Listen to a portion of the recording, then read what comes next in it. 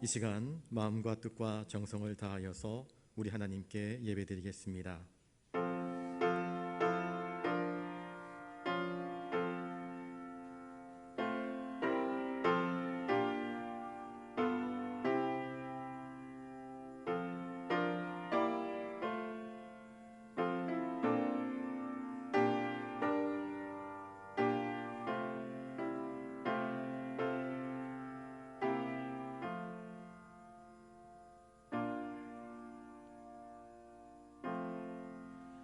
감사로 하나님께 제사를 드리며 지존하신 이에게 내 서원을 갚으며 환난 날에 나를 부르라. 내가 너를 건지리니 내가 나를 영화롭게 하리로다. 거룩하신 주님, 고난의 때에 저희들 주님 찾기를 잃어버리지 아니하고 주님께 나아왔습니다. 수요기도회로 함께 나와 주님께 엎드려 경배하며 주님의 거룩하신 이름을 찬양하기 원하옵나니 저희들의 찬송과 경배를 받아 주시옵소서. 엎드려 간구할 때에 하늘 아버지께서 친히 저희들의 심령을 헤아리시사 합당한 은혜와 하늘의 놀라우신 긍휼과 복을 부어 주시옵소서. 이 예배를 통하여 주님 홀로 영광 받아 주시옵소서. 감사를 드리오며 존귀하신 예수님의 이름으로 기원하옵나이다. 아멘. 찬송가 76장 부르신 후에 조혜련 권사님 기도하시겠습니다.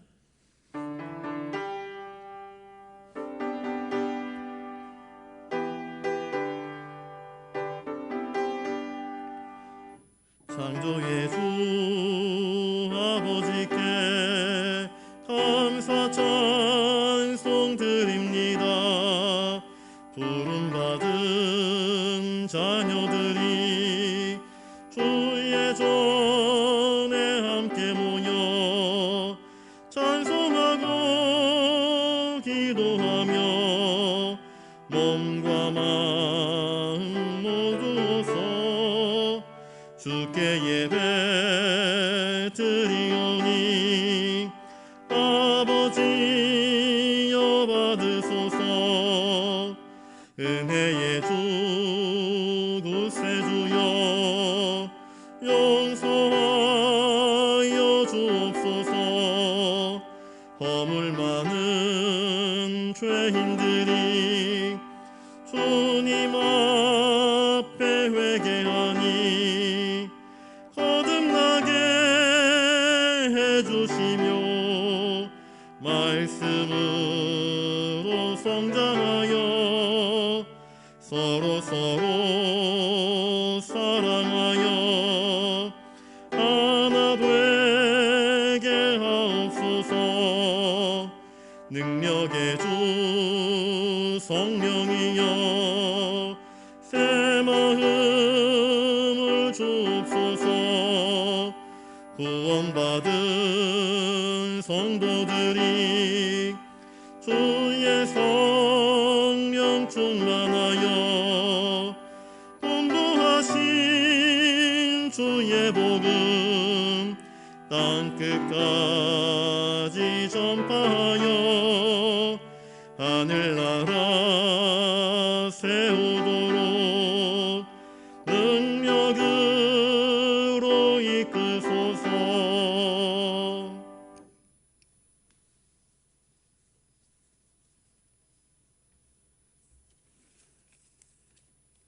우리 삶의 근원이 되시고 참된 의미가 되시는 하나님, 주님의 섭리와 돌보심을 감사드립니다. 날로 심각해져만 가는 코로나 상황과 이 무더위 가운데서도 저희의 건강을 지켜주시고 힘든 가운데서도 주님을 향한 기대와 소망을 갖게 하심을 감사드립니다. 사랑이 많으신 주님, 저희들 하나님 앞에서 아름다운 삶을 살아가길 원하지만 내 중심의 가치 기준과 변화되지 못하는 생활 습관으로 여전히 제 가운데서 나약하게 흔들리는 우리의 모습을 보게 됩니다. 저희의 약함과 악함을 불쌍히 여기시어 용서하여 주옵소서. 주님, 우리 모두가 주님의 택한 백성이요 왕같은 제사장이요 거룩한 나라라고 하셨습니다.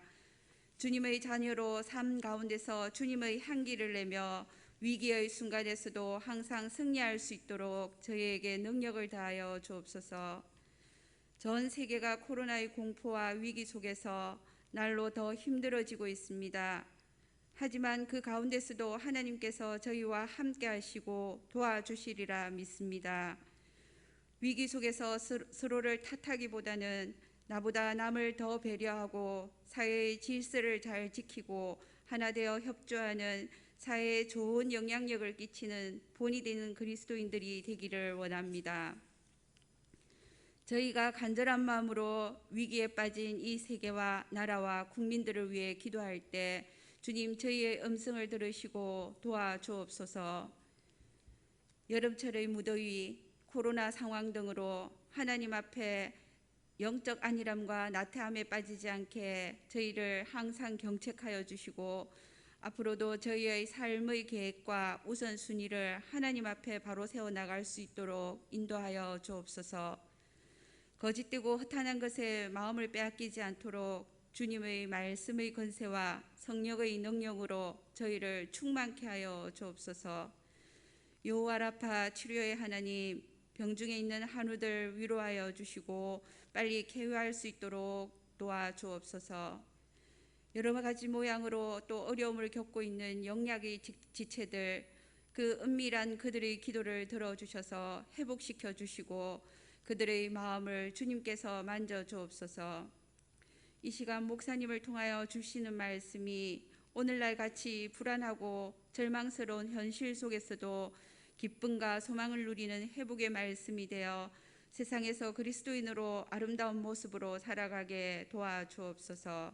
모든 것을 감사드리며 예수님의 이름으로 기도드립니다. 아멘.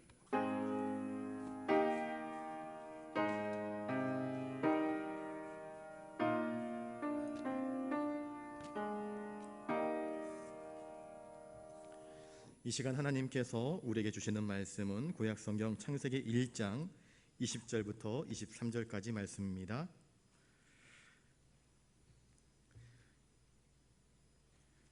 우리 한 목소리로 말씀을 같이 읽겠습니다. 하나님이 이르시되 물들은 생물을 번성하게 하라. 땅 위 하늘의 궁창에는 새가 나르라 하시고 하나님이 큰 바다 짐승들과 물에서 번성하여 움직이는 모든 생물을 그 종류대로 날개 있는 모든 새를 그 종류대로 창조하시니 하나님이 보시기에 좋았더라. 하나님이 그들에게 복을 주시며 이르시되 생육하고 번성하여 여러 바닷물에 충만하라. 새들도 땅에 번성하라 하시니라. 저녁이 되고 아침이 되니 이는 다섯째 날이니라. 아멘. 이 시간 옆에 분들과 인사를 나누겠습니다. 바른 믿음으로 삽시다. 오늘 창세기의 말씀을 통하여서 우리에게 말씀하시는 그 하나님을 바르게 믿고 하나님이 기뻐하시는 믿음으로 세워져가는 저와 여러분 되시기를 주님의 이름으로 축복합니다. 창세기 강해를 계속해서 해나가고 있는데요, 하나님은 첫째 날에 빛과 어둠을 나누셨습니다. 둘째 날에는 공창 위의 물, 공창 아래의 물로 나누셨고요, 셋째 날에는 육지와 바다 그리고 식물들을 창조하셨습니다. 넷째 날에는 해와 달과 별, 저 우주에 떠있는 그 모든 것들을 지으셨습니다. 오늘 다섯째 날에 드디어 하나님께서 그 공간에 존재케 하는 생물들, 그 공간의 주인공들을 하나씩 하나씩 만들어 가시는 모습을 우리에게 들려주고 있습니다. 바다와 물들 가운데에 고기들이, 생물들이 존재하게 하셨습니다. 그리고 저 하늘에는 날개를 펄럭이면서 새들이 날아갈 수 있도록 하나님께서 이 모든 것들을 지으셨습니다. 하나님이 이르시되, 하나님은 말씀으로 온 우주와 만물을 창조하신 말씀하시는 하나님이십니다. 말씀하심에 그대로 이루어지게 된 것입니다. 물들은 생물을 번성하게 하라, 그렇게 말씀하셨습니다. 여기서 말하는 생물은 히브리어로 네페시하야라는 말을 씁니다. 이 네페시라는 말은 무슨 뜻이냐면요, 폐라는 뜻을 가지고 있습니다. 그러니까 숨을 쉰다, 호흡한다라는 뜻을 가지고 있습니다.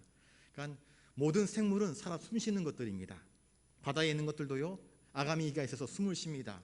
숨쉬지 않고 존재하지 못합니다. 그래서 바닷물 속에 있는 살아 숨쉬는 생물들이 번성하게 하라 하시는 하나님의 그 창조의 말씀이 펼쳐졌습니다. 식물하고 동물하고는요, 그 세포론으로 딱 들어가게 되면은 큰 차이가 없어 보입니다. 식물도 세포로 구성되어져 있고 동물도 세포로 구성되어져 있습니다. 그런데 본질적인 차이가 어디에서 있는가? 식물은 동물이 되지 못합니다.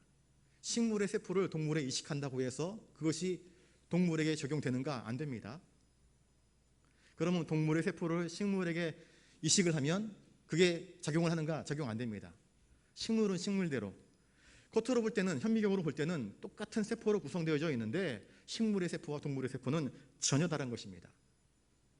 여기서 우리가 알 수 있는 것이 무엇이냐면요, 여기서 진화론의 허구를 우리가 이야기하지 않을 수 없습니다.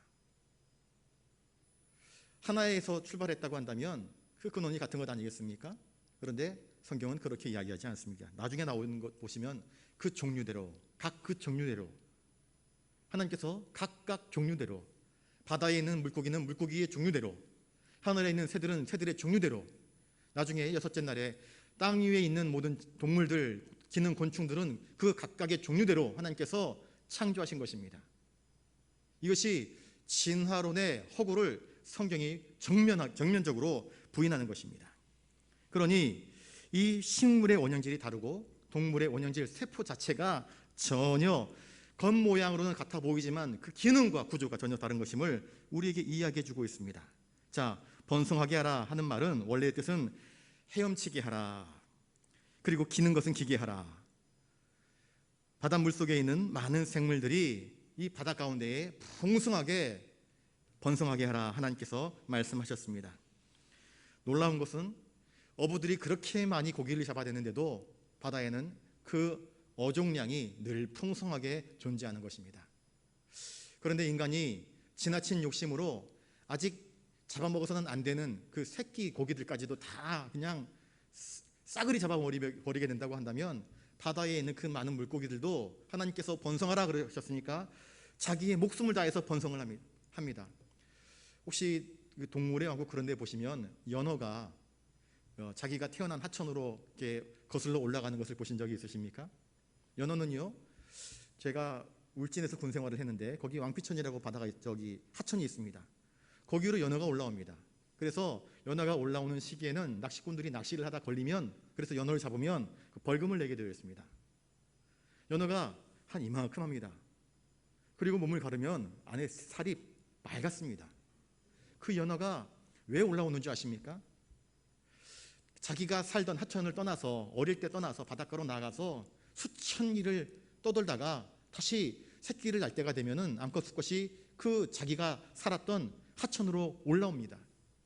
어떻게 기억하는지, 내비게이션이 있는 것도 아니고, 그것도 아주 새끼 때 바닷속으로 나갔는데 그 어린 개체들이 커가지고 성어가 되어가지고 자기가 태어났던 그곳으로 오는데 물냄새를 기억하는 것인지 뭔지 아직도 그 신비가 정확하게 밝혀져 있지 않습니다. 그런데 그것이 올라옵니다. 왜 올라올까요? 이유는 한 가지입니다. 그 동물의 왕국을 보니까는요, 와서 교미를 하고 알을 낳습니다. 알. 수천 개 알을 낳습니다. 그런데 그 연어, 암컷, 수컷이 올라오다가 때로는 곰이 집어먹고 때로는 사람이 잡아먹고 그물에 걸리고 죽습니다. 그런데도 목숨 걸고 그 하천을 기어 올라와서 상류로 올라와서 적당한 자기가 태어났던 그 자리 그쯤에 알을 한꺼번에 쏟아붓습니다. 그러면 수컷이 그 위에 사정을 해서 그것이 이제 알이 되는 것입니다.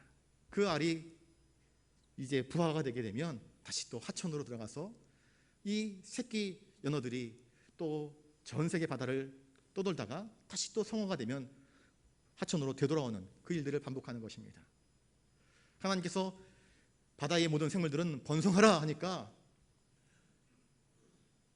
우리처럼 학교에서 교육받지 않았는데도 불구하고 이 연어는 하나님께서 번성하라 하시는 그 사명을 지키기 위해서 목숨 걸고 그 자기가 태어난 하천으로 그렇게 길을 쓰고 올라와서 그 한 번에 알을 낳음으로 인해서 어미도 죽고 아비도 죽지만 그 사명을 완수하기 위해서 그렇게 올라오는 모습들 속에서 그 생명의 본질이 이어져가는 생명의 신비를 느낀 적이 있습니다. 이야, 대단하다. 도대체 생명의 신비가 무엇이기에 이렇게 목숨 걸고 하나님께서 명령하신 그 명령을 지키기 위해서 저 연어도 순종하는가. 참 연어도 하나님 말씀에 순종합니다. 하나님 말씀대로 순종할 때에 그 생명이 끊어지지 아니하고 계속해서 이어져 가는 모습을 우리는 우리의 삶 속에서 볼 수 있습니다. 조금만 관심을 가지시면 하나님의 뜻대로 순종하는 피조 세계의 그 순종을 우리가 바라볼 수 있습니다. 땅 위 하늘의 공창에는 새가 나르라 하시고 그랬더니 날개 달린 새들이 하늘을 납니다. 하늘의 공창에 저 많은 새들이 날아다니고 있는 것입니다. 과학에서는요, 세상에 생명체가 들어올 때에 하등 조직에서부터 시작해가지고 점점 세포가 제일 처음에는 원형질 세포, 단세포, 그 다음에 다세포, 여러 개의 세포, 그 다음에는 조직체를 가지게 되고, 그 다음에는 뭐 아가미도 생기고 폐도 생기고, 그 다음에 지느러미가 진화해가지고 손이 되고 발이 되고, 기다가 걷다가 뛴다. 그래서 최종적으로 나중에는 사람이 되었다라고 이야기를 합니다. 진화를 주장하는 것입니다. 진화론자들은 생명의 DNA, 염기 서열 이런 것들을 이야기합니다. 뭐 화학적 반응 이런 많은 것들을 이야기합니다. 그런데 이런 것들은 이론일 뿐 아직까지도 정확한 진리가 되지 못합니다. 왜 그럴까요? 생명의 신비를 과학은 아직까지도 풀어놓지 못하고 있기 때문입니다.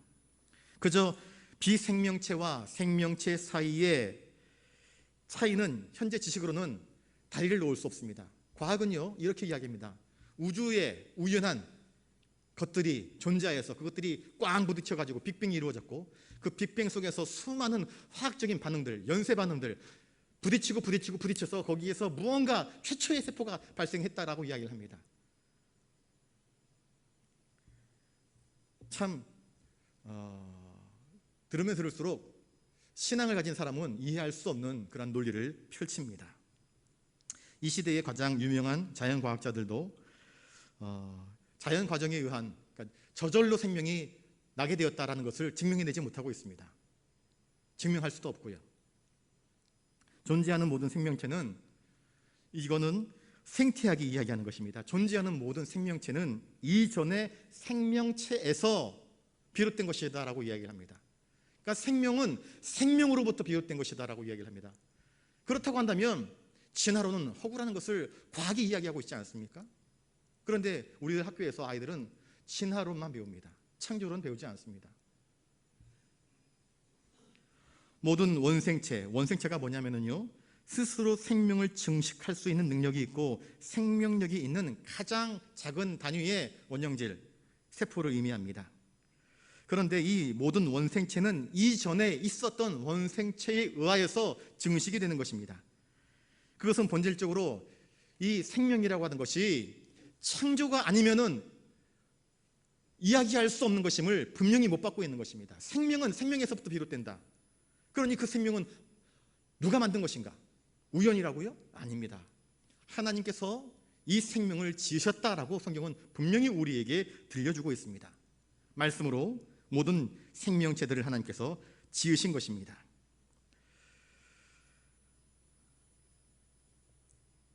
번성하게 하라. 생명은 참 풍성합니다. 식물들을 보십시오. 또 바다의 어류들을 보십시오. 또 새들을 보십시오. 자연 속에 있는 모든 것들을 보십시오. 얼마나 하나님의 명령에 순종하여서 이것들이 아름답게 번성함을 이루고 있습니까? 창조 시에 아마 새들은 많지 않았을 것입니다. 그런데 번성하라 하시는 하나님의 창조의 명령에 순종하여서 하늘을 가득 채워나가고 있고 바다를 가득 채워나가고 있습니다.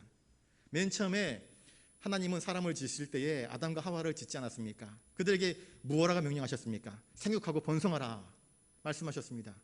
그리고 아담과 하와의 후손들이 이렇게 지구를 가득 채울 만큼 번성하지 않았습니까?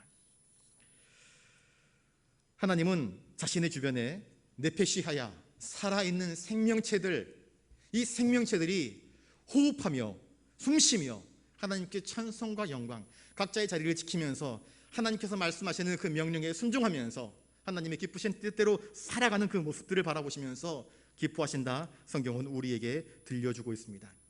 저 하늘의 새들, 바다의 고기들은 사실은 우리 인간들을 위하여서 지으신 하나님의 피조물들입니다. 그것은 우리의 양식이 됩니다. 또한 우리의 눈에 즐거움이 됩니다.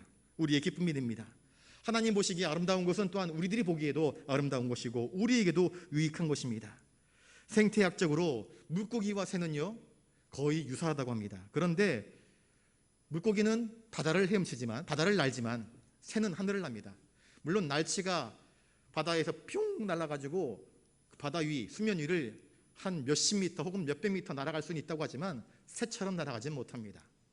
아무리 큰 상어 혹은 큰 바닷고래도 큰 지느러미로 붕 치면 물 위를 철퍽우덕 올랐다가 쿵 하고 떨어지지만 새처럼 날지는 못하지 않습니까?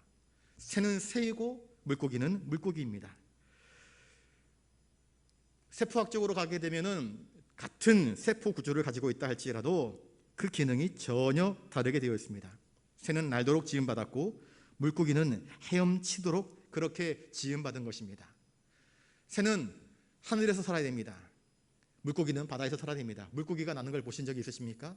아이들이 보는 상상 만화, 그 만화에는요 고래가 날기도 합니다. 그런데 고래는 날지 못합니다.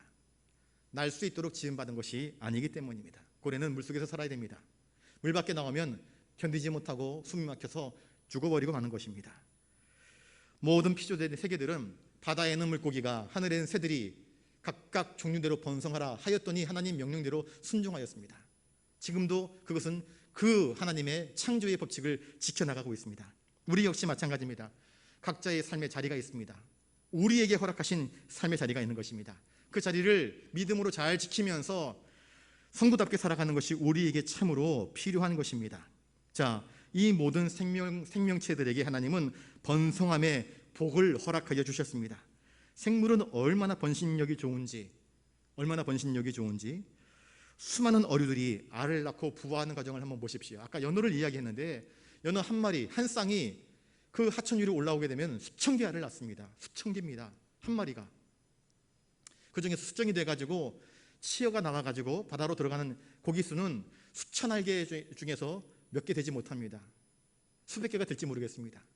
그러면 그 수백 개 중에서 또 그 넓은 바다에서 다른 물고기들에게 잡아먹히지 않고 다른 병에 걸리지 않고 살아남는 것들이 다시 돌아와서 알을 낳는데, 그러한 자연에 돌아가는 그러한 그 과정 속에서 놀라운 하나님의 이 자연이라고 하는 시스템을 우리가 또한 엿볼 수 있습니다.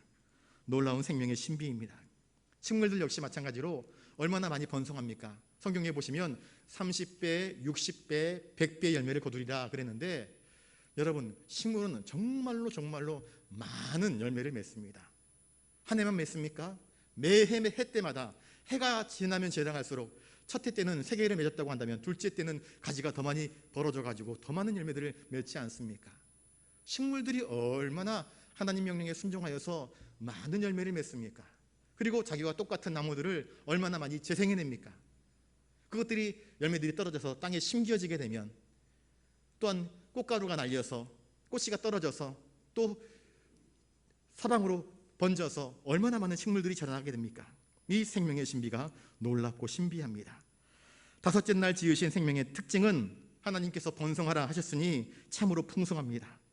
생육하고 번성하라 하셨는데 이 모든 것들이 생육하고 번성하여서 하나님의 뜻에 합당하게 그렇게 자라나갔습니다. 하나님께 영광 돌리는 것입니다. 하나님의 이 자연의 번성함은 하나님의 말씀의 법칙 아래에 있을 때에 유용한 것입니다. 이 번성함도요, 하나님의 말씀의 법칙에서 위반되게 되면 우리에게 저주가 됩니다. 가끔씩 아프리카나 혹은 중국에서 메뚜기 떼가 갑자기 수천만 마리의 메뚜기 떼가 한 마을을 덮쳐버리면 초록색은 하나도 남지 않고 다 갉아먹는다라는 뉴스를, 해외 토픽을 아마 여러분들이 보신 적이 있었을 것입니다.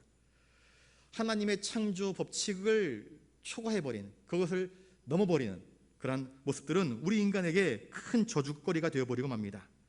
메뚜기 떼가 넘치면 곡식의 풍성함도, 인간의 모든 수고가 하루아침에 허사가 되어져 버리는 것을 우리는 볼 수 있습니다. 우리 인간들 역시 마찬가지입니다. 창조의 질서, 그 조화 속에서 살아갈 터인데 메뚜기처럼, 탐욕의 메뚜기처럼 자기에게 주어진 것으로 만족하지 못하고 탐욕으로 다른 모든 것들을 집어 삼켜 버리려고 할 때에 너도 망하고 나도 망하는 그러한 비참한 인생이 되어버릴 수밖에 없는 것입니다. 그러니 지음받은 모든 피조물들은 하나님께서 지으신 창조의 질서 아래에 명백하게 순종할 때에 그것이 가장 가치 있는 것이고 하나님의 영광을 위하여서 아름다운 삶임을 성경은 우리에게 이야기해 주고 있습니다. 하나님은 우리 인간을, 이 모든 자연 만물을 하나님의 대리자로서 다스리고 보존하고 관리하고 돌보는 하나님의 정원사로서의 사명을 맡기셨습니다. 왕같은 제사장, 왕같은 가드너, 정원사입니다. 하나님의 정원을 돌보는 자들입니다. 정원사는 정원을 아름답게 돌보는 책임이 있지 정원을 망가뜨릴 책임이 있는 것이 아닙니다. 망가뜨릴 권리가 있는 것이 아닙니다. 아름답게 돌보고 관리하고 하나님 보시기에 이쁘게 다듬어 가야 할 그 청지기의 사명이 우리에게 있는 것입니다. 21절 말씀을 한번 같이 읽어보겠습니다. 21절입니다. 시작. 하나님이 큰 바다 짐승들과 물에서 번성하여 움직이는 모든 생물을 그 종류대로 날개에 있는 모든 새를 그 종류대로 창조하시니 하나님이 보시기에 좋았더라. 이 성경에 나오는 창조세계, 피조세계를 한번 보십시오. 여름철 바닷가에 가보시면 저는 고향이 제주도라 바닷가에 자주 놀러 갔습니다. 거기 가보면 말미잘이 있습니다. 말미잘에다가 조그만한 돌 톡 떨어뜨리면 말미잘이 이렇게 있다가 그걸 돌멩이를 싹 삼켜버립니다. 먹을 것도 아닌데 촉수를 건드리면 반응을 하는 겁니다. 남들이 낚시하다가 버리고 간 낚싯바늘에다가 그리고 낚싯줄을 연결해가지고 굴러다니는 대나무 하나 주워다가 그거를 이제 던지면 고기들이 조그만한 고기들이 잡힙니다. 그걸 잡고는 또 신기해가지고 깔깔거리면서 놀았던 기억이 있습니다. 돌 틈에 있는 작은 개들, 생선 그 살 같은 걸 발라내가지고는 그 낚싯바늘에 끼워서 던져 넣으면 개들이 그 생선 살을 먹으려고 집게를 이렇게 펼쳐서 딱 움켜집니다. 그러면 그 개들을 그렇게 그 조그만한 버려진 생선 살로 그 낚시를 해가지고 잡아 올리고 그걸 조그만한 냄비에다가 또 삶아 먹고 구워 먹고 했던 그런 기억들이 있습니다. 얼마나 신비한지 모릅니다. 자연 속에 있는 그 모든 풍성한 것들이 참으로 신비합니다. 요새 코로나 바이러스 때문에 우리들 마음이 몹시 무겁고 우리들의 삶이 많이 위태로워졌습니다. 바이러스란 과연 무엇일까? 저도 궁금해서 한번 찾아봤습니다. 세균하고 바이러스는 무슨 차이가 있는가? 세균은요, 독립적으로 살아갈 수 있는 완전 생명체입니다. 세균은. 그리고 크기는 1에서 5마이크로, 굉장히 작은 단위입니다. 눈에 보이지도 않습니다. 그런데 이 세균은 우리가 페니실린이라고 하는 항생제를 맞으면 세균이 이제 제거될 수 있습니다. 그 균을 다스릴 수 있습니다. 그러면 바이러스는 무엇인가? 바이러스는요, 생명체가 아닙니다. 바이러스는 반생명체라고 합니다. 그럼 그건 살아있는 거요? 죽어있는 거요? 살아있는 것도 죽어있는 것도 아닙니다. 그래서 반생명체입니다. 그러면 바이러스란 무엇인가? 바이러스는 DNA나 RNA라고 하는 이 유전체를 가지고 있습니다. 염기서열을 가지고 있습니다. 그래서 그 몸은 단백질로 구성되어져 있는데 단백질이 이렇게 그 몸을 싸고 있습니다. 그런데 이것은 특징이 뭐냐? 혼자서는 증식이 안 됩니다. 그래서 생명체가 아닙니다. 생명체는 또 다른 생명체를 낳을 수 있는데 바이러스는 자기 스스로는 증식이 안 되는 것입니다. 그래서 혼자서는 증식이 불가능하기 때문에 숙주세포가 있어야 됩니다. 우리 인간의 몸처럼 숙주세포가 있어서 그 몸에 달라붙어 기생하면서 세포 간의 감염을 통하여서 자기 복제가 가능하고 또 자기 생명을 이제 분열해낼 수 있는 것입니다. 이게 바이러스입니다. 그러니 이 바이러스가 살아있는 생명체와 결합되지 않으면 그건 살아있는 게 아닙니다. 바이러스는 그냥 반생명체인 것입니다. 그런데 이 눈에 보이지 않는 바이러스로 인하여서 우리 인간 세계가 지금 황폐해져 가고 있습니다. 아침에 어머니랑 잠시 통화를 하는데 어머니가 그런 말씀을 하시더라고요. 한솔아, 세상이 말세인 것 같다. 우리 믿는 사람들이 더 하나님께 기도하라고 보내시는 하나님의 사인이 아닌가 싶다. 그런 말씀을 하시더라고요. 세상이 위기인데 우리가 이럴 때 함께 모여서 기도를 해야 되는데 이 위기는 어떤 위기인가? 함께 모여서 기도하지 못하게 만드는 위기가 되는 것 같습니다.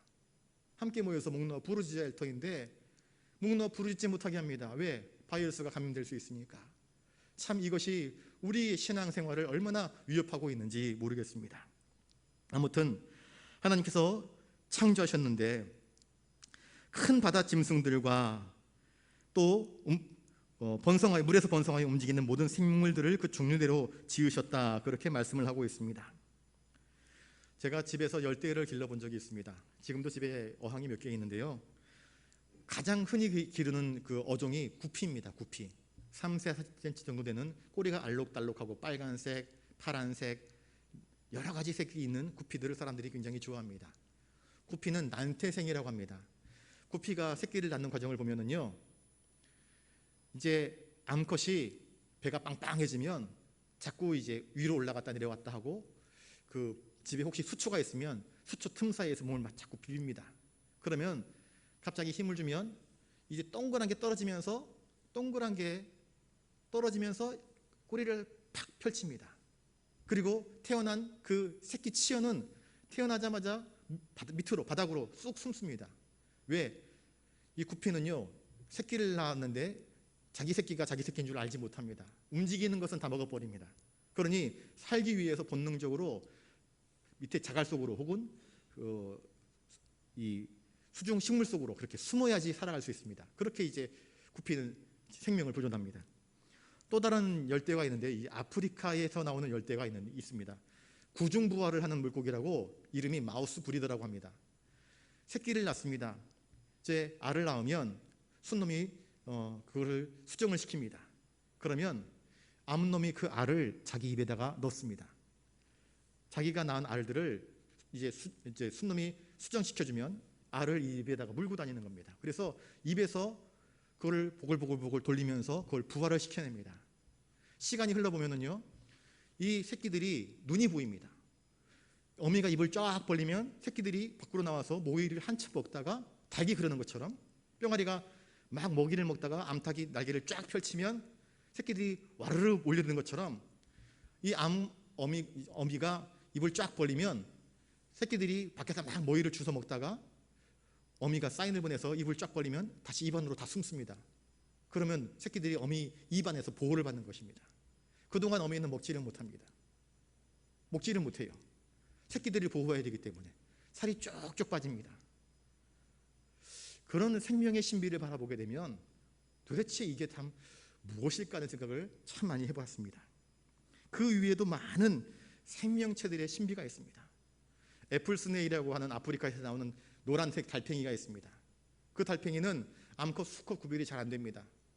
어쩌다가 암컷 수컷이 서로 이제 교미를 하게 되면 어항벽을 타고 올라가서 벽 옆에다가 알을 이렇게 붙여 놓습니다. 그리고 그것이 한 일주일에서 2주일 지나면 새끼가 한 마리씩 똑똑 떨어지는데 너무너무 신기했습니다.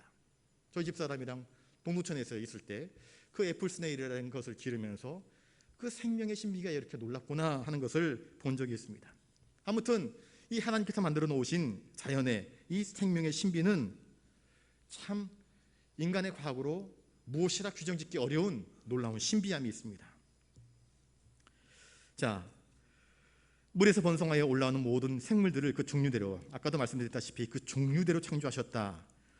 이 창세기 1장에서만 그 종류대로라고 하는 말이 10번이 나옵니다. 하나님께서는 이 모든 것들을 각각의 종류대로 창조하셨습니다. 진화론에서 이야기하는 것처럼 그런 분류법이 아닌 하나님의 독특한 창조의 질서를 따라서 그 종류대로, 땅에서는 땅에 있는 생물들대로, 하늘에는 하늘에 있는 생물들대로, 바다에는 물에 있는 생물들대로 각 종류별로 나온 것입니다. 진화론은 모든 것이 물에서부터 시작되었다라고 이야기를 합니다. 그러나 성경은 그렇게 이야기하지 않습니다.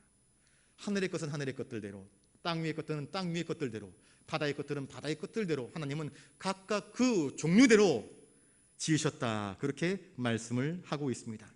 여러분, 하나님의 이 말씀을 믿음으로 받으실 수 있기를 주님의 이름으로 축복합니다. 그리고 하나님 보시기에 좋았더라, 그렇게 성경은 말씀하고 있습니다. 하나님의 명령을 따라서 지어졌을 때에 그 모든 것은 하나님 보시기에 아름다웠습니다. 하나님께서 말씀하시는 대로, 곧 하나님이 계획하신 대로 그 작품이 이루어졌을 때에 그것은 말 그대로 하나님의 작품이 되었습니다. 포이에마라는 단어가 있습니다. 시를 쓸 때 우리가 포이엠이라는 말을 쓸 때 시, 작품, 그 포이에마라고 그러는데요, 포이에마, 하나님의 작품이라는 뜻입니다. 피조세계는 하나님의 작품입니다. 우리 옆에 사람을 보면서 한번 인사를 해볼까요? 당신은 하나님의 작품입니다. 예, 우리들 한 사람 한 사람은 엄마 아빠의 작품이 아닙니다. 생명은 철저하게 하나님의 작품입니다. 왜냐하면 생명이 없던 것에서 하나님께서 말씀으로 생명을 지으셨기 때문에 생명 자체는 하나님의 작품인 것을 성경이 우리에게 이야기해 주고 있습니다. 진화론의 허구성은 무엇이냐면요, 진화론은 우리 인생이 우연한 화학적 반응, 연쇄 리액션, 이것을 통하여서 점점 발달되어져 가지고 인간이 존재한다. 진화론은 인간의 의미를 발견하지 못합니다. 인간의 삶의 정체성을 발견하지 못합니다. 우연입니다. 그러니 그냥 막 사는 것입니다. 어디로 갈지 아무도 모릅니다. 그러나 창조, 하나님의 창조는 분명히 우리의 인생의 목적이 있음을 이야기하고 있습니다. 하나님께서 우리를 지으신 의도와 목적이 있음을 분명히 밝혀주고 있습니다. 나라고 하는 하나님의 작품은 우연한 인생이 아니라 하나님의 섬세하신 손길과 계획과 뜻에 따라서 하나님의 형상대로 지음받은 존귀한 존재임을 성경은 우리에게 밝혀주고 있습니다. 여러분, 우리는 하나님의 작품들입니다. 저 하늘의 태양도 아름답지만, 저 하늘의 달도 아름답지만, 저 수중세계에 수많은 아름다운 것들이 있지만, 그러나 그 중에서도 하나님께서 가장 매우 심히 기뻐하셨다 하는 것은 바로 하나님의 사람들, 하나님의 형상을 닮은 우리 인간들입니다. 하나님께서 첫째 날부터 다섯째 날, 그리고 이제 여섯째 날로 이어지게 될 터인데, 다음에 이 모든 날들 속에 인간을 맨 마지막에 지으신 이유가 무엇일까요? 이 모든 것들을 다 마련해 놓으시고 하나님께서 인간이 그 모든 것들을 하나님의 대리자가 되어서 다스리고 관리하고 돌보라고 그 막중한 책임을 주시기 위하여서 인간을 맨 나중에 창조하신 것입니다. 이 창조의 나날들, 그리고 섭리, 질서 속에 우리를 향하신 놀라우신 하나님의 계획이 분명히 담겨져 있습니다. 하나님의 작품이니, 이 모든 것들이 하나님의 작품이니 하나님 보시기에 아름답지 않은 것이 없고 하나님 보시기에 싫은 것이 하나도 없었던 것입니다. 피조물들은 오늘도 하나님의 명령에 순종하여서 하나님을 기쁘시게 하려고 애를 씁니다. 아까 연어 이야기했잖아요. 기를 쓰고 목숨 걸고 번성함의 그 책임을 감당하기 위해서 그렇게 하천을 올라갑니다. 그런데 우리 인간들만 과학자들을, 똑똑하다고 이야기하는 과학자들을 진화론을 주장하면서, 진화론을 주장한다는 것은 무엇입니까? 하나님의 창조를 거부하는 것입니다. 하나님의 창조를 인정하지 않는 것입니다. 하나님의 하나님 되심을 인정하지 않는 것입니다. 그리고 하나님은 없다 말하는 것이 바로 진화론의 허구입니다. 인간의 생명, 모든 피조세계의 그 기원이 하나님께 있음을 창세기는 우리에게 이야기해 주고 있습니다. 우리가 믿음으로 사는 사람이라고 한다면, 믿는다 이야기하면서 창조론도 들어보니까 맞는 것 같아 하는 것이 아니라 성경이 이야기하고 있는 분명한 하나님의 창조, 진화를 이야기하지 말고 하나님의 창조를 분명히 믿고 고백하는 저와 여러분이 되어야 할 것입니다. 우리 22절 말씀을 같이 읽겠습니다. 22절 23절입니다. 시작. 하나님이 그들에게 복을 주시며 이르시되 생육하고 번성하여 여러 바닷물에 충만하라. 새들도 땅에 번성하라 하시니라. 저녁이 되고 아침이 되니 이는 다섯째 날이니라. 하나님은 이 모든 피조 세계 공간에 바다에는 바다에 맞는, 또 강에는 강에 맞는, 또 땅에는 땅에 맞고 하늘에는 하늘에 맞는 그 모든 생명체들을 지으셨습니다.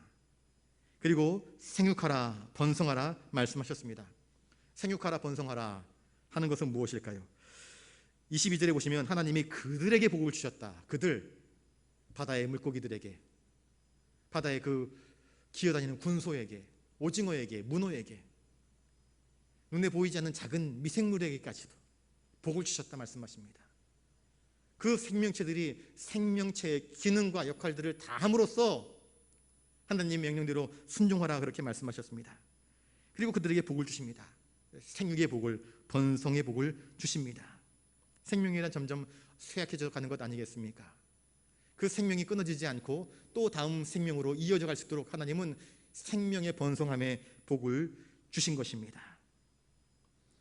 각각의 개체들을 만드셨을 뿐만 아니라 번성하도록 주신 이 복, 노아의 홍수 이후에 하나님은 다시 생육하고 번성하여 땅에 충만하라 그렇게 말씀하십니다. 그 배 안에 있었던 모든 동물들에게도 똑같이 땅에서 생육하고 땅에서 번성하라 그렇게 하나님은 다시 이 번성의 축복을 허락하여 주십니다. 저녁이 되고 아침이 되니 이는 다섯째 날이니라. 엘로힘, 천지를 창조하신 권능의 하나님의 계획대로 생명체는 창조의 그날부터 이후까지 지금까지 변함없이 그 번성함의 명령을 묵묵히 수행하면서 이 지구를 유지해 나가고 있습니다. 하나님께서 우리에게 베푸신 이 은혜를 기억하면서 그러면 나는 어떻게 저 피주세기를 바라보면서 나는 어떻게 살아가야 할 것인가? 저 연어도 순종하는데, 저 개미도 순종하는데, 저 새들도 순종하는데, 우리 인간들이 이 모든 것들을 하나님의 대리자로서 다스리고 관리하고 더 아름답게 더 가치 있게 다듬어야 할 우리 인간들이 더 본보기를 보이면서 하나님께서 우리를 지으신 목적대로 하나님을 찬양하는 일에, 하나님을 경배하는 일에 더 귀하게 쓰임받는 그 자리를 지키며 하나님께 영광 돌려 하나님 보시기에 좋았더라 하는 그 음성을 들어야 하지 않겠습니까? 그러한 삶을 살아갈 수 있는 저와 여러분 되시기를 주님의 이름으로 축복합니다. 기도하겠습니다. 창조의 다섯째 날 하나님이 지으신 저 바다와 하늘의 수많은 생명체들, 그 생명체들의 생육하고 번성함에 복을 허락하여 주신 하나님의 손길을 깨닫습니다. 하나님, 이 모든 것들이 하나님의 명령에 순종하여 각자의 자리에서 생육하고 번성함에 최선을 다해서 묵묵히 순종하고 있는데, 오늘 나는 하나님의 명령을 맡은 하나님의 청지기로서 그 사명을 잘 감당하고 있는지 돌아봅니다. 주님, 연어만도 못한 사람 되지 않도록 하여 주시옵소서. 기미만도 못한 사람 되지 않도록 주여 저희들을 일깨워 주시옵소서. 세상의 무익한 것들에, 무익한 지식에 우리의 마음과 영혼을 빼앗기지 않고 우리를 창조하신 하나님의 권능 아래에서 하나님을 기뻐하며 하나님께 찬양과 경배를 드리며 믿음으로 나아가는 우리의 삶, 순종으로 이어지는 우리의 삶 되게 하여 주시옵소서. 감사를 드리오며 존귀하신 예수님 이름으로 기도드리옵나이다. 아멘. 찬송가 77장 찬양하겠습니다.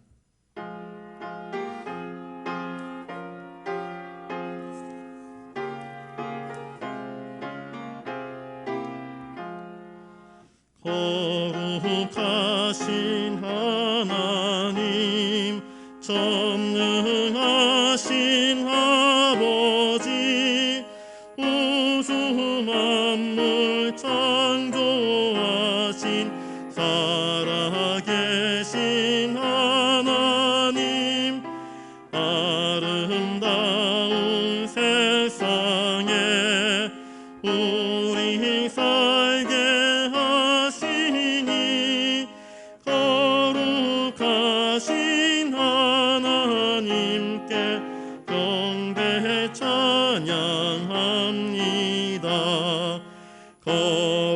거룩하신 하나님, 자비하신 아버지, 모든 죄를 용서하신 은혜로우신 하나님, 우리들을 인도해 생명길로 이끄신 거룩하신 하나님께 경배 찬양합니다.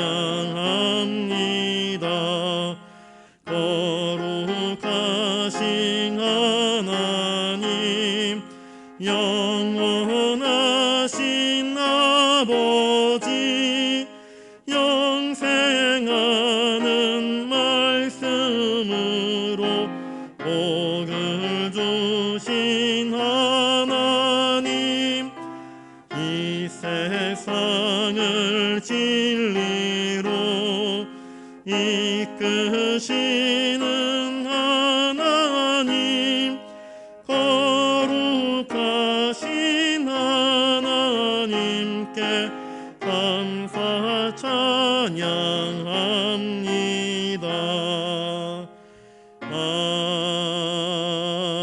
아멘. 이 시간 기도할 때에 말씀을 기억하면서 기도하실 수 있기를 바랍니다. 피조된 모든 것들이 하나님의 명령에 순종하여서 생육하고 번성합니다. 하나님은 교회에게도 명령하셨습니다. 가서 제자 삼으라, 땅끝까지 이르러 증거하라. 교회의 생육, 교회의 번성함을 하나님께서 말씀하셨습니다. 우리 교회가 생육하고 번성할 수 있도록 여러분들 기도해 주시길 바랍니다. 우리의 믿음이 생육하고 번성할 수 있도록 여러분들 기도하실 수 있기를 바랍니다. 여러분의 가정이 잎만 무성한 무화과 나무가 아니라 주님께서 기뻐하시는 생육하고 번성하는 그런 아름다운 열매들로 가득한 그런 가정, 가문 될 수 있도록 여러분 기도해 주시기 바랍니다. 우리 부산도회에서 기도 제목이 왔습니다. 지난주에도 기도를 했지만 우리 미얀마에 계시는 우리 김문수 선교사님이 산소 그 호흡기를 띄면 힘들 만큼 지경이 되었습니다. 그래서 우리 세계 선교부에서 그리고 부산도회에서 이 땅끝 교회에서 주관으로 파송한 선교사님이기 때문에 긴급 미얀마에서 의료 시설이 너무나 미약하기 때문에 항공편으로 이송을 해오려고 하는데 비용이 만만치가 않습니다. 1억 이상이 든다고 합니다. 또 미얀마에 계시는 조영생 선교사님 사모님도 또 확진을 받았습니다. 그래서 이 두 분을 긴급히 이송하려고 하는데 비용이 너무나 많이 듭니다. 그래서 우리 부산 노회에서 우리 자립하는 교회들에게 긴급하게 문자를 보내가지고 좀 후원을 해달라 그렇게 요청이 들어왔습니다. 땅끝교회에서 5천만 원, 또 국제선교회에서 2천만 원, 또 세계선교부에서 얼마 해가지고 나머지 부족한 비용들이 또 우리 부산노회 산하교회들에게 재정 청원이 들어왔는데 여러분 일단 생명은 살리고 봐야 되지 않겠습니까? 다른 일 아니라 하나님의 거룩한 사역을 위하여서 나갔는데 여러분들 위해서 기도해 주실 수 있기를 바라고요. 이제 항공편으로 이제 오려고 하는 그 일들이 어려움 당하지 않도록 혹시라도 이 준비되어지는 과정이 늦어져서 혹시 김문수 선교사님이 그 생명이 안타까이 될 수 있을까봐 지금 많은 분들이 걱정하고 있는 가운데 있습니다. 그 생명을 지켜달라고 여러분들 기도해 주시면 감사하겠습니다. 최문준 집사님이 아까 조금 전에 연락이 왔는데요. 어머니 임순자 집사님이 오늘 뇌동맥류 꽈리 그 뇌혈관 조영술을 검사를 했습니다. 그래서 그 검사 결과를 토대로 하여서 내일 수술을 할지 아니면 시술을 해도 괜찮을지 결정을 한다고 합니다. 시술을 해도 4시간 이상 시술을 해야 된다는 그러한 이야기를 전해 들었다고 합니다. 그래서 아직 정확한 시간은 나오지 않았지만 결과를 봐서 내일 수술을 하거나 시술을 하거나 하게 될 터인데 우리 임순자 집사님 요새 코로나 때문에 가족들조차도 병원에 들어가지 자주 왕래할 수 없습니다. 혼자 그걸 다 감당해야 될 터인데 이 힘든 시간을 잘 감당할 수 있도록 여러분들 기도해 주시면 감사하겠습니다. 그리고 여러분은 가정을 놓고 기도해 주시길 바라고 또 우리 병약하신 분들, 환자분들 그리고 우리 교회 학교를 위해서 또 세계 선교의 현장을 위하여서 지금 코로나19가 점점 확산되면서 지금 한 치 앞도 내다볼 수 없는 지경 가운데 있고요. 지금 일본에서 올림픽 한다고 그래가지고 어찌 보면 이게 참 이제 걱정스러운 일들이거든요. 이 사람들이 다시 본국으로 돌아가게 되면 어떤 일이 벌어질까 하는 그런 우려가 있습니다. 아무튼 이게 더 확산돼 버리면 전 지구적으로 큰 문제가 될 수 있습니다. 그래서 확산되지 않도록 여러분들이 많이 기도해 주시면 감사하겠습니다. 나라의 안정, 정치, 경제 모든 분야에 있어서 안정이 이루어질 수 있도록 여러분들 기도해 주시고 여러분들 가지고 나오신 개인 기도의 제목을 놓고 이 시간 한 3, 4분 정도 같이 기도하도록 하겠습니다. 기도하겠습니다. 거룩하신 아버지 하나님, 선교의 현장에서 불철주야 애쓰며 하나님의 복음을 증거하다가 코로나19가 전 세계를 강타하며 선교의 문이 닫혀버리고 그럼에도 불구하고 선교의 현장을 지키면서 애쓰시던 우리 김문수 선교사님, 이렇게 코로나19 확진을 받고 산소 호흡기를 달지 아니하면 그 생명을 이어나갈 수 없는 그러한 엄중한 상태에 있습니다. 또 조영생 선교사님 사모님 역시도 확진되어서 한국으로의 이송을 계획하고 있는데 이것이 여의치 않아 경제적인 문제가 발생을 하여서 많은 사람들이 이 일을 놓고 기도하고 있는 가운데 있습니다. 주여 도우시사 우리의 가냘픈 호흡 그 생명이 하나님의 손 안에 있음을 깨닫사오니 내표시하여 하나님의 숨쉬는 생명체 당신의 거룩한 백성들을 붙잡으시고 또 그 생명을 보존하여 주시옵소서. 생명이 우리 자신에게 있는 것이 아니라 산소 호흡기에 있는 것이 아니라 생명이 하나님의 주권 아래에 있음을 깨닫습니다. 하오니 우리에게 생명을 주신 하나님께서 우리의 건강의 무너짐을 회복시켜 주시옵소서. 육신의 연약함을 회복시켜 주시옵소서. 임순자 집사님, 오늘 양산에 있는 부산대병원에서 뇌동맥류 꽈리 뇌혈관 조영술을 하여서 검사를 하였습니다. 그 결과를 토대로 내일 수술을 하거나 시술을 한다고 그 소식을 전해 들었습니다.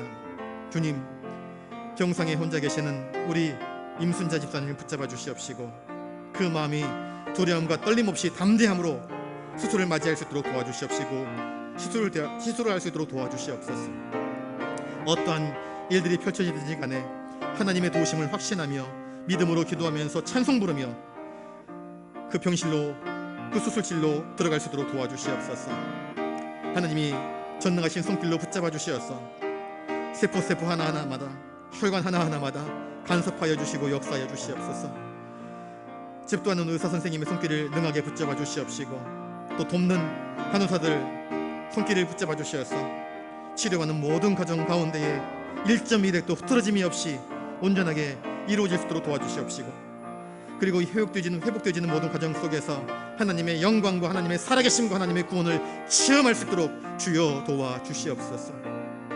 하나님, 코로나19의 확산으로 인하여서 전 세계가 암울함 가운데 있습니다.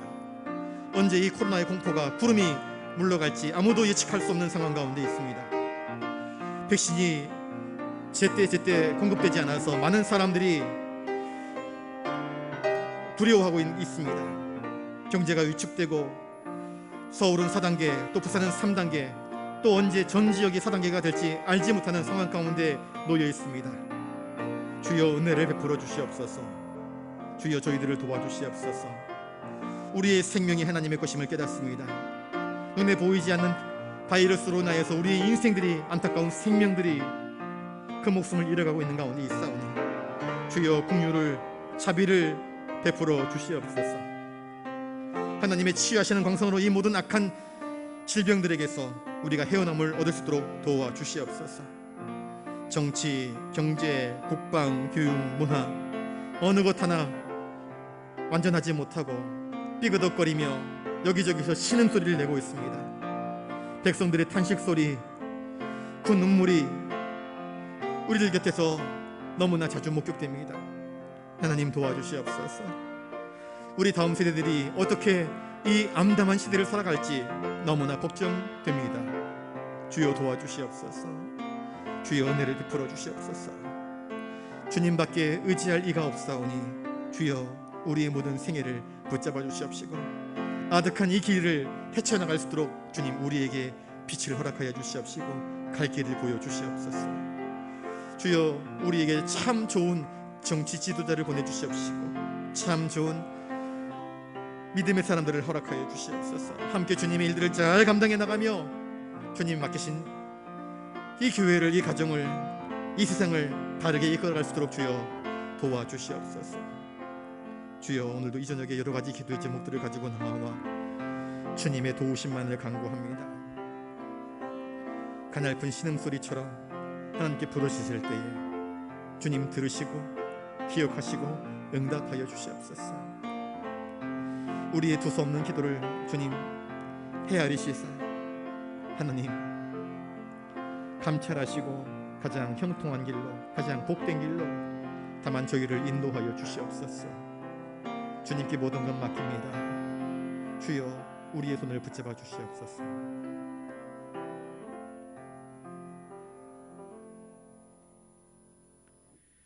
우리의 생명이 내 것이 아니라 하나님의 것임을 창세기를 통하여서 다시 한번 깨닫습니다. 하나님, 이 생명을 주셨사오니 이 생명을 온전케 하여 주시옵소서. 육신의 질병으로 고통당하는 자들이 너무나 많습니다.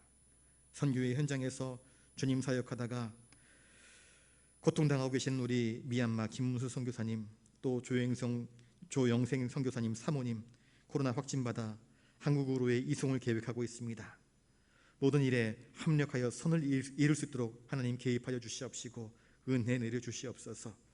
임순자 집사님 병상에서 내일 수술 혹은 시술을 받기 위하여서 대기하고 있는 가운데 있습니다. 그 두려운 마음 주님께서 평강 주셔서 담대하게 하여 주시옵시고 위로하여 주시옵시고 수술과 시술 잘 감당하여서 건강한 몸으로 회복되어 웃는 얼굴로 다시 만날 수 있도록 주님께서 그 모든 현장 가운데 친히 역사하여 주시옵소서. 이 나라 정치, 경제, 국방, 교육, 문화, 안보 어느 것 하나 온전치를 못합니다. 하나님, 그리하여서 많은 백성들이 힘들어합니다. 특별히 경제의 위기 때문에 코로나로 인한 모든 것들이 좌절되고 무너져 백성들의 마음 가운데 심히 고달픔이 있습니다. 탄식이 있습니다. 주님 구보 살피시사 이 땅 백성들을 고쳐주시옵시고 그 모든 질병에서 자유함을 얻을 수 있도록 하나님 이 지구상에 거하는 모든 백성들 위해 역사하여 주시옵소서. 이 저녁에 여러 가지 기도의 제목들을 가지고 나와 주님의 은혜만을 구하며 두 손 들고 간구하였습니다. 주님 들으시고 저희들의 발걸음을 저희들의 생명을 인도하여 주시옵소서. 주관하여 주시옵소서.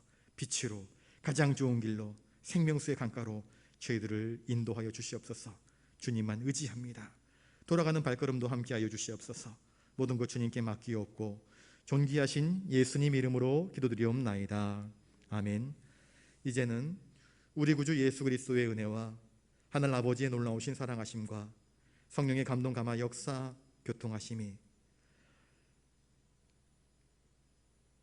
하나님이 우리의 창조주, 우리의 생명의 주관자이심을 믿는 사랑하는 부산 영락교회 모든 믿음의 권속들 머리 위에 미얀마 김무소 선교사님과 조영생 선교사님 사모님 위에 우리 임순자 집사님 위에 우리 모든 성도들 머리 위에 이제로부터 영원토록 함께하옵시기를 간절히 축원하옵나이다.